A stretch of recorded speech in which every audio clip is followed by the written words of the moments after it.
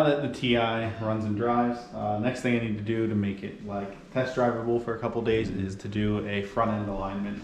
When I replace the rack, the toe is out.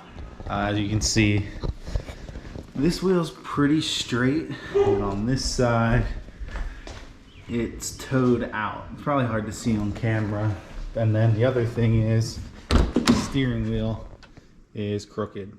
So I'm just gonna adjust the toe, because that's the only thing I messed with. I didn't have the struts off, the caster shouldn't be off, so camber shouldn't be off. So it's just the toe alignment. So to do that at home, I have a set of toe plates. So I'll use these and some tape measures, check the toe, and adjust it based off what the measurements are.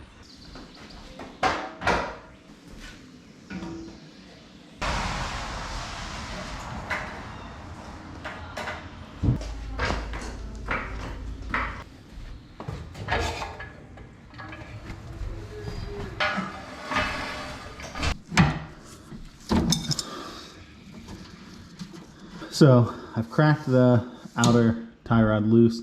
I'm going to adjust the inner tie rod, basically pull the wheel in.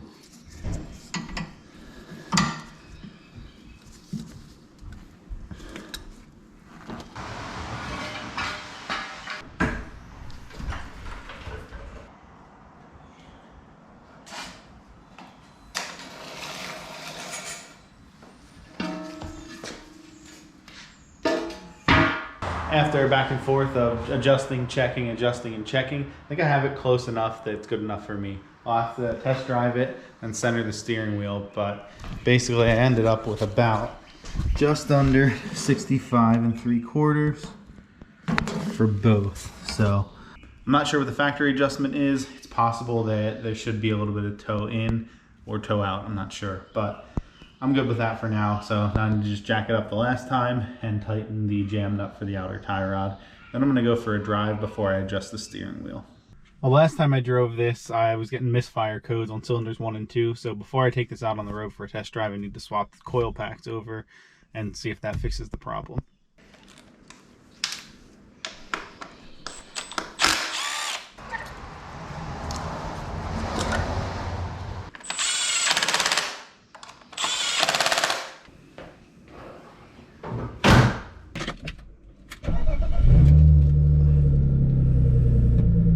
It's time for a test drive to see if the alignment's better. The steering wheel already looks straighter, but I won't really know until I get driving down the road. So take it for a quick drive. The alignment is much better. Steering wheel is definitely a little crooked still, but I can adjust that.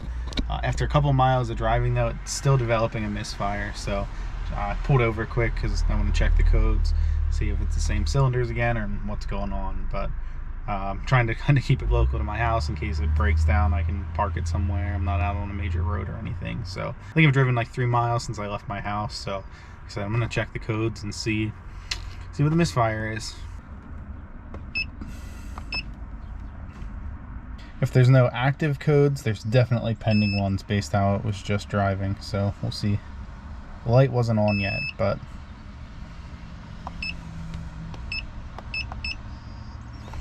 no codes. Keep this connected and keep driving.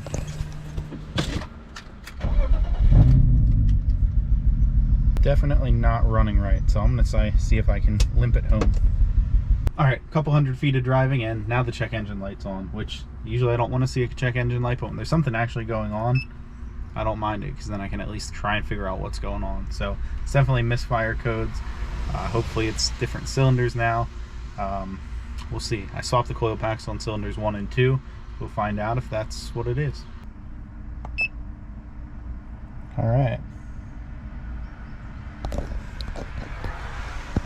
Well, now I'm getting a cylinder 4 misfire, so that leads me to believe the whole set of coil packs that I had are questionable. I don't know what engine they were on or anything.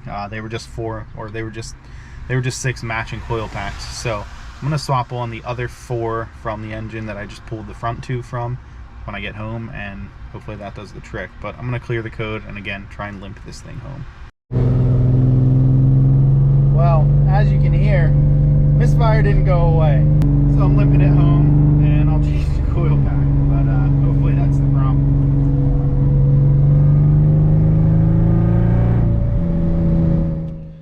Well, it looks like the cylinder 4 misfire was self-inflicted, so I don't have the engine cover on yet because I've had those misfire issues and I just haven't put one on yet. I also haven't cleaned one to put on.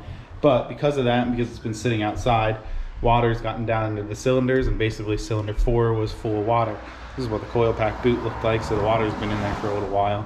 I swapped a different one in. Now I'm going to pull cylinders 5 and 6 coil packs out, see if there's any water in there as well. And all I'm doing is taking an air chuck with a rubber hose on the end, putting it down in around the spark plug, and blasting the water back out. And then I'll throw an engine cover on so that this doesn't happen again. So I ended up swapping out all the coil packs to a matching set from my parts engine. So those are all in, and then the engine cover's on. So that should prevent water from getting in any of those cylinders again. On this, it got in 6, 5, and 4.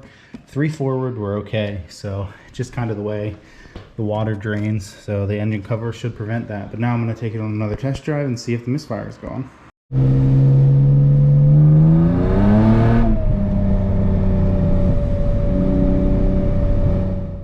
That seemed to have done the trick. I'll definitely have to do some more driving, but alignment seems okay.